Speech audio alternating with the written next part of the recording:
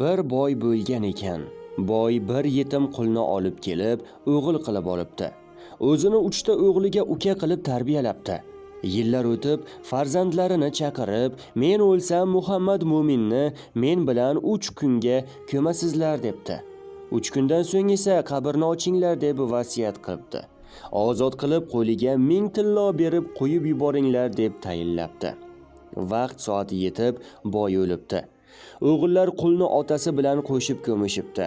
3 kundan so'ng qabrni ochsa ne ko'z bilan ko'rishsinki, qul ahvoli yomon, tanasi ko'kargan holda yotardi. Tezlik bilan qabrdan kovlab bo'lgan voqeani so'rashibdi. Muhammad Mo'min shunda: Birinchi kuni qabr shunchalar siqdiki nafas olishga qiynaldim va savol-javob farishtalari kelib ustimdagi kafanni so'rashdi. Javob bera olmadim. Gurs-gurslab zarba kelar, faqatgina ustimdagi kafan uchun savol-javob qilishardi. Katta akasi qarab: "Aka, esizdami?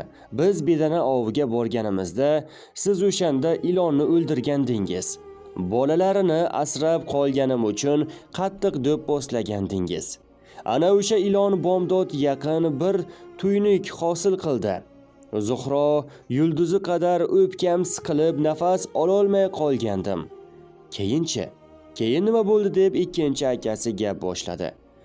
Yana tunkirishi bilan savol-javob farishtalari keldi. Yana ustimdagi kafanni qayerdan olganim haqida so'rab, "Mehnatingga olganmisan?" deb so'rashardi. Javob bera olmadim.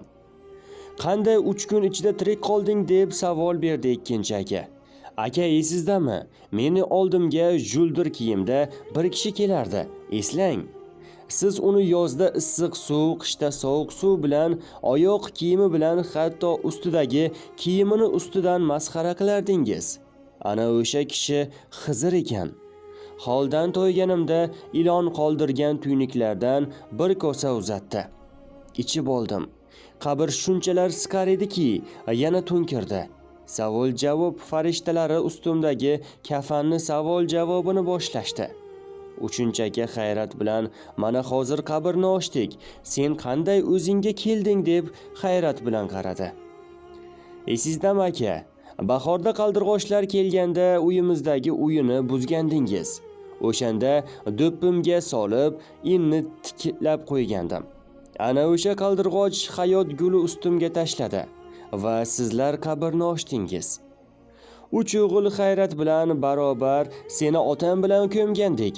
Otam nima bo'ldi, gapir" desa, men ustimdagi bir kafan uchun 3 kun javob berdim.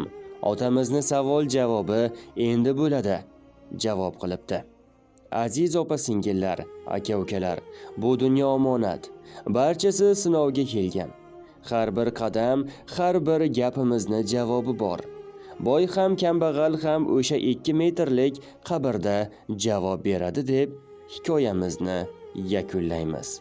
Alloh barchamizdan rozi bo'lsin.